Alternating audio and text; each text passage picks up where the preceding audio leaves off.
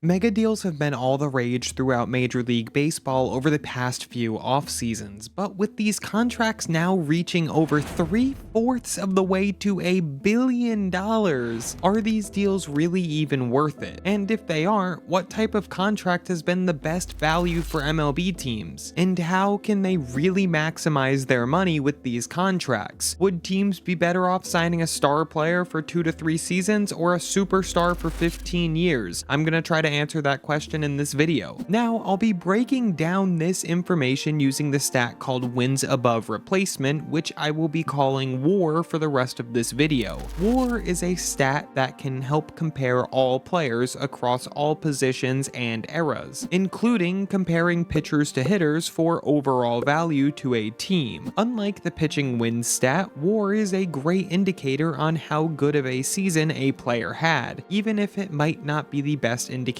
for how well a player will perform going forward. Even with that, WAR is what seems to get players paid in the future, and luckily for us, there is actually a conversion rate. Well, at least for the last 6 seasons, that tells us exactly how much money WAR is worth. Using this, we have a confirmed value of how much a contract should be worth, and then we will try to convert this to the future to see if new contracts will pan out successfully, as well as going back in time and looking at some of the current mega deals to see if those contracts have been working out as well. People have been calling the Juan Soto contract a big time overpay from the New York Mets at 15 years, $765 million.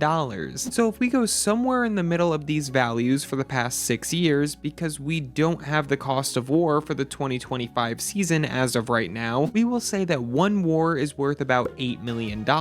This also seems to be a little more than average, which gives the player even more benefit of the doubt. If we break down Soto's contract to see how much WAR Soto would need to gain to make his contract worth it, we would simply divide his overall contract value by the price of WAR, which we are saying is $8 million. Of course, this is not just the case for Juan Soto, but we can test every MLB mega deal to see which ones have been worth it and which haven't. Going back to Soto, 765 divided by 8 equals just over 95, which means over the next 15 years, Juan Soto is going to have to accumulate 95 WAR for the Mets, or 6.3 WAR per season for the next 15 years. Now, if we go to Juan Soto's baseball reference page, we can see that Soto has been worth over 6.3 WAR just 2 times in his 7-year career. This might sound bad. However, throughout Soto's career, he's averaging around 5.2 WAR per season,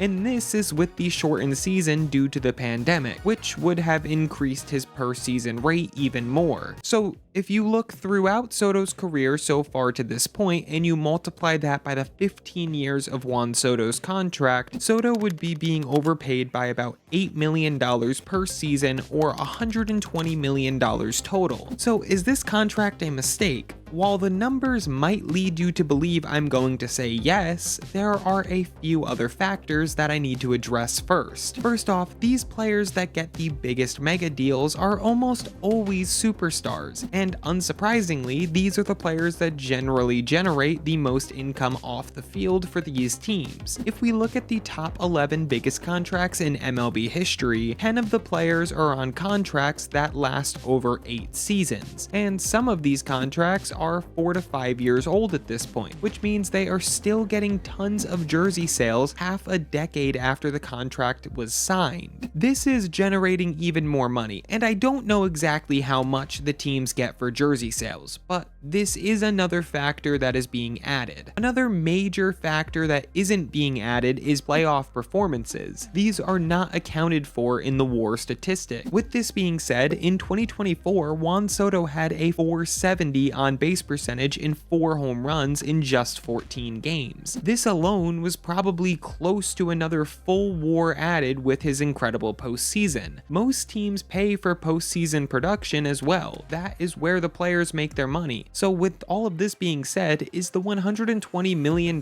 difference in actual value compared to the WAR value a big enough change to make the contract not worth it? There's definitely a conversation to be had about it. Well, I guess that would require him to also not get worse into his late 30s, but it's also assuming that he doesn't get better as well. So it's extremely tough to tell. Let's look at another big contract from this offseason, the Yankees pivot, Max Fried. 8 years, $218 million. You know the drill. 218 divided by the cost of WAR, which is 8. This means Fried is going to need to add 27 WAR over the 8 years that he is under contract. Throughout the first 8 seasons of Fried's career, he has accumulated 24.1 WAR. Again, we have the same issue here where playoff stats will not be counted, so this is just for the regular season. Either way, Fried would need to add 3.4 WAR to the Yankees every season for his contract to be worth what he is getting paid. Fried was worth 3.5 WAR last season, so he was basically paid for what he did in 2024. 2022 was Fried's best season of his career, and he had a 6.0 WAR, which means he was worth almost double what he is getting paid now. However, you need to account for the fact that there is a major risk with pitchers and the amount of injuries that they sustain. Along with that, generally left-handed pitchers end up fizzling out sooner, and since he'll be 31 when the season starts and he'll be pitching through his age 39 season, there is a good chance that throughout the last 3 to 4 years of his career, he just won't be the same guy that he is now. Adding in the high likelihood of missing a good chunk of time at some point over the next 8 seasons, there's a good chance that this contract could also be a major problem for the Yankees at some point in the future. Let's look at a contract that is concluded that was fairly close to what Max Fried was at the time. Yankees fans aren't going to want to hear this, but Steven Strasburg was very similar to Fried throughout the first 8 years of his career. Well, actually, Strauss was signed after 9 years due to his first 2 seasons not qualifying. Strasburg was healthier than Fried before signing his mega deal. He started almost 70 games more than Max, as well as throwing almost 600 more innings. His WAR was very comparable on a rate basis, however, with a 4.3 for Strasburg throughout a full season compared to Fried's 4.9. Strasburg had also been incredible in the 2019 postseason, winning World Series MVP, which is part of the reason why he got paid $245 million over just 7 seasons at $35 million per year. If we keep the same conversion rate, Strasburg's deal looked a little bit like a steal, even though it was insanely high for a pitcher and still is 4 years later. However, he would have had to average just 4.3 WAR per season to make his deal worth it. Much like Fried, Strasburg was going into his age 31 season and had gone well above the 4.3 he needed in 2 of the previous 3 seasons. However, things took a dark turn in Steven's career, as I'm sure many of us know. And from the point of signing that contract, Strasburg didn't even get 0 value back. He was worth negative WAR from that point in his career, and then retired before the contract was over. Strasburg unfortunately played just 7 games in the entire 7-year contract, and was worth negative 0.5 WAR in those games he played, which just goes to show you how horrible these mega deals can go, and how quickly it can happen. Strasburg went from World Series MVP to throwing just 5 innings the next season, and then never being able to get healthy again. Currently, he is still dealing with permanent nerve damage that he sustained throughout his career. This is the risk that these owners are taking when they give hundreds of millions of dollars to anyone, but especially a pitcher. One more for fun. Let's see how Gerrit Cole's contract currently looks after 5 seasons. Obviously, this has been the opposite of something like Strasburg's. Also, I changed the conversion rate to $9 million per season here for WAR. I don't know why, my brain just malfunctioned and I did all the math at 9. I'm keeping it at 9 now. So these ones are even more player friendly. I thought I should mention that just so that I don't get a million comments about it. Cole's first season was the pandemic season, so I'm discrediting this because I simply don't care about those stats and he didn't have a real chance to meet his value. So let's just ignore that. Cole is being paid $36 million per season,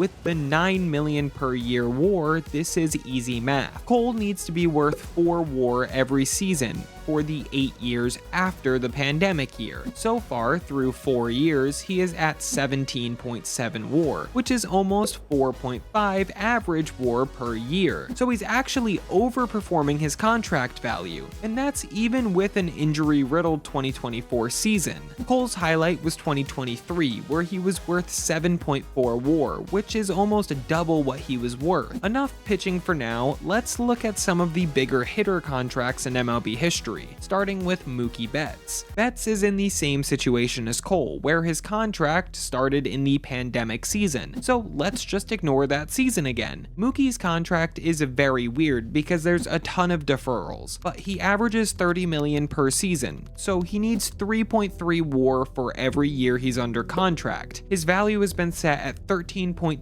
WAR so far throughout his career, and so far, he has 24 WAR. Nice job, Boston Red Sox, for letting this guy go. In just 4 years, he's gotten over 60% of the WAR he needed for the entire 12 years of his contract length. He's almost definitely going to make the Dodgers a ton of extra value on this contract. Bryce Harper is even more of a steal for Philadelphia. The Phillies signed him to a 13-year, $330 million contract. This means he needs an average of just 2.8 WAR per season to make his contract worth it before the postseason.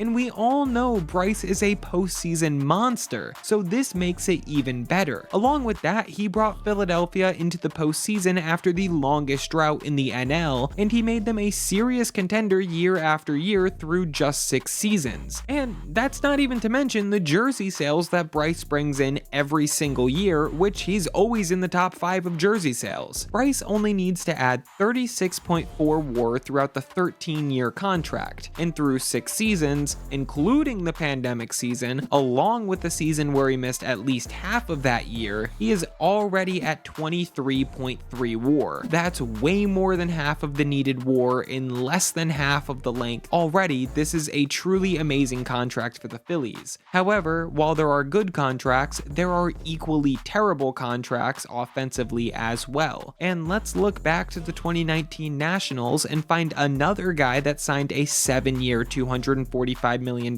contract in Anthony Rendon. We all know that this guy has not been good with Anaheim, but let's see how bad it's really been. $35 million per season, which is 3.8 WAR needed per year. This time, I'm going to include the pandemic season because the WAR in that 60-game season alone is more than the other 4 years he's been an Angel combined. Truly pathetic. However, throughout 5 seasons, Rendon hasn't even lived up to 1 season's worth of WAR. He's at just 3.7. However, the 4 seasons before that, he was averaging 5.6 WAR per season, so he got paid for that. Then bad things happened once he got his contract, and this is where we have ended up. Okay, enough of the mega deals. Let's look at 1 to 2 year deals for both a pitcher and a hitter to compare this value to a mega deal value. Let's start with the 2-year contract Kenley Jansen signed with the Boston Red Sox in 2023, because this deal wasn't great in my opinion from what I remember watching on the field, but a lot of the times he got the job done. I want to see how this contract value worked in terms of actual numbers. He got 2 years for $32 million at $16 million per season. He would need 3.5 WAR overall for those 2 seasons to reach his contract value.